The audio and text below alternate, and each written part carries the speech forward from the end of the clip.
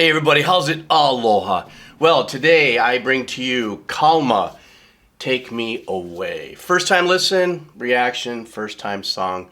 So I look forward to it. It's been the coolest thing ever, is that I would have never in a normal lifespan have listened to all the bands that I've listened here. And you know, I've been taking this crash course on the depth and the creativity of metal and all the subgenres and rock and all that subgenre because of this channel. And it's been the most amazing, enlightening, and inspiring journey that I've had in many years of my life. So I want to thank you guys for going with me on this journey.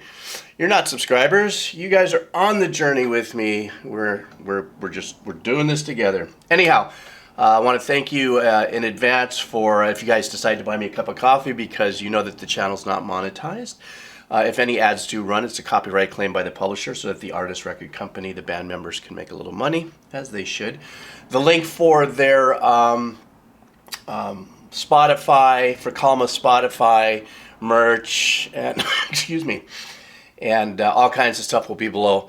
And also the link for my AKG 240s. Yay! All right, let's do this thing. Kalmah, take me away. All right.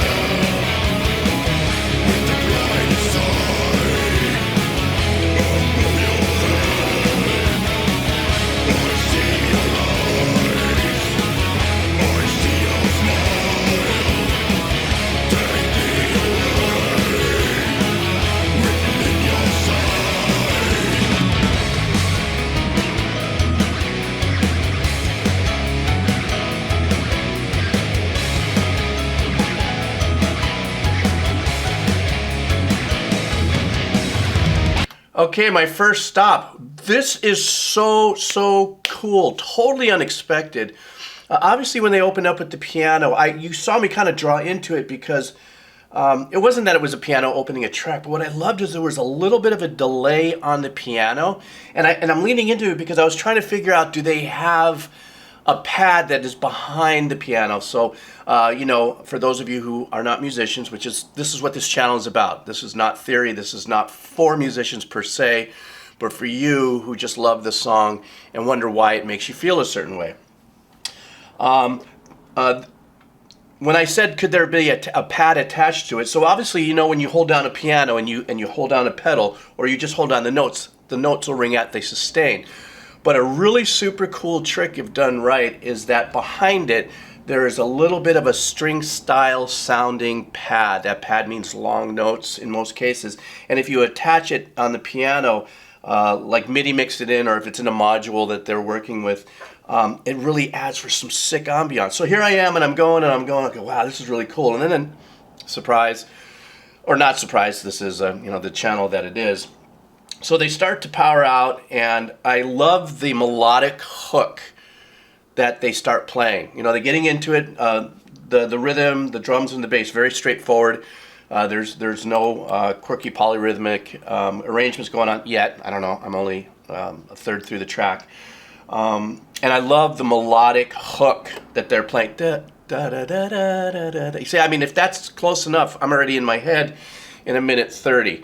Then, excuse me, when the singer comes in, the growler, the musician, what a unique tone of growling. As I'm learning more about growling, you know, what a unique, deep, visceral tone there. Of course, I don't listen to the lyrics. I really can't understand them really either. but to no fault of me, because I'm an old guy. I'm a decomposer, you know? What's my favorite saying? The older I get, the better I was. And then at the very end, I'm like, yes. So these guys look really gnarly. The sound is super gnarly, but they don't have a beef with, get that piano in there, man. It's like somebody made a decision and said, I don't care what anybody thinks. This is part of the end product. This is what I want it to be. And the fact of the matter is that the way it's being played, it's not, you know, it's not a, at least the way I'm hearing it just in this last section, it's not like it's an additional, you know, rhythmical accompaniment to the rest of it. It's got some life on its own. And in a track like this, I was like, yes, for keyboard players. All right, as I like to say.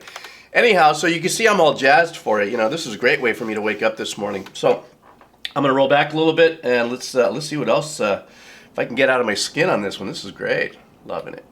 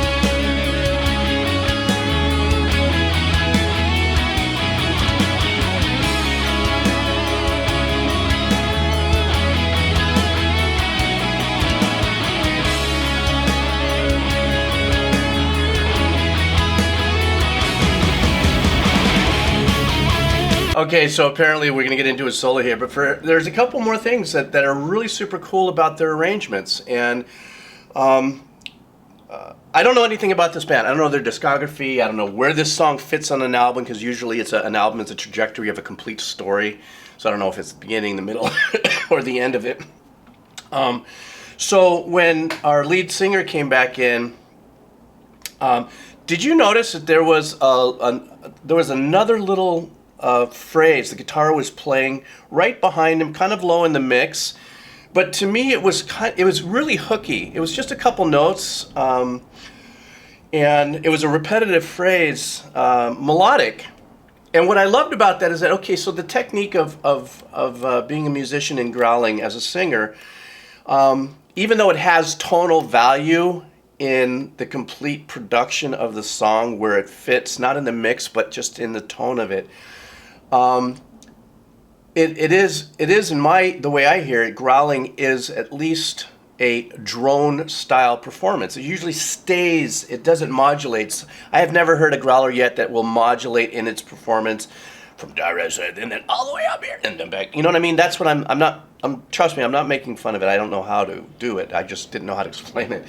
And they usually hang in a pocket, but what was really cool is that somewhere along the lines with the arrangement, they decide, you know, let's go ahead and lift it, or support, or add to that with that little melody, which I thought was really good and catchy, so that people who are enjoying the music and the performance with the singer and everything, that there is an element of a music hook happening there. Then they go back into that melody. Did you see me kind of go like this? Because they started to repeat that phrase that they did at the beginning. And then as they're coming out and through this last section, the piano comes up in the mix just a little more, and you can hear some of his riffiness as he's playing around the phrasing. So he's following the keys and stuff, but he phrases down it, you know, And I thought that was really cool. I mean, that's the one thing I love about being a composer, is that I at least can hear and be able to totally appreciate the levels and the layers of arrangements and composition and songs that people who are the pure listeners, sometimes it just goes by. And that's okay too. In an abstract way, that's absolutely wonderful. That's why I'm very cautious on how I explain things, because I don't want to demystify as much as say, hey, listen to this, and give people a reason to kind of like, oh, I didn't know that was there. I'm going to listen to the song again. I love it already, but now I'm going to listen to it more, because that's my goal with this thing. So anyhow, it looks like a solo is coming up, and I'll try to shut my trap through the rest of this. Here we go.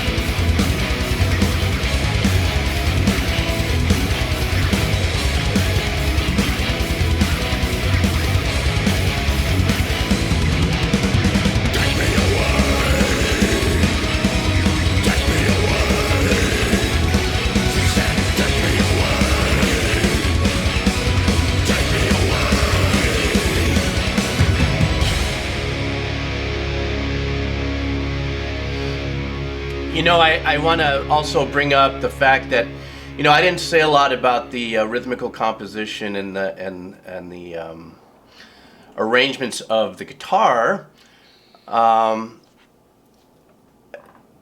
it's not for any other reason that I really wanted to hear it all the way through. There were some really super cool harmonies going on in the riffing throughout this song. When you go back and you listen to it again, I'll have the song link below so you can listen to it without me yammering if it's your first time experiencing this band with me. Really super cool harmonies going on in the riffing, and the guitar tone was very pure. These days, I don't know. I mean, it's so hard when I think I'm hearing, an organic cabinet, head miking. I come to find out that there's all kinds of stuff, which is great. That's what the world has come to. But this sounds just raw and powerful and in your face. The guitar tones. One thing I wanted to mention is I was listening for the bass. I would have loved if the bass was nudged up just a skosh. But I was there and I was listening to him and stuff, and he and the drummer are doing what they do the best, and that's hold the fortress for the rest of the arrangements and stuff. So. Excuse me. This is a reason why I'm taking a break on Friday.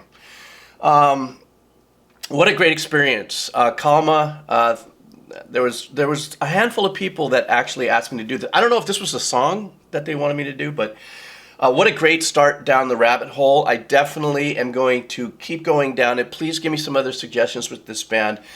My takeaway from this is I love the fact that they just took the bull by the horns when it comes to arrangements with the keyboards. Even at the end, if you heard at the keyboards at the end, there were some really cool things happening in the arrangement when they were all in.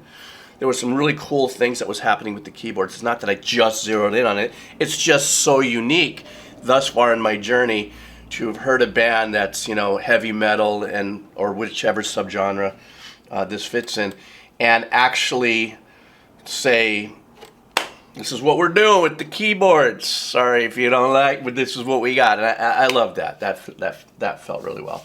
Anyhow, thank you guys so much for hanging out. Subscriptions, sharing my videos through all the social media sphere. Once again, the links will be below for all that. And if you decide so worthy as a cup of coffee because my channel's not monetized. That link will be down below too. And you'll see what really happens with that money. Some of that money goes to the stuff I do with the kids here. I know sometimes people go, the composer's got puppets. I wonder what's up. All right, guys, thanks for hanging out. I got one more brand new band coming up a little later today. So hang in there. Have a great start to your day. All right.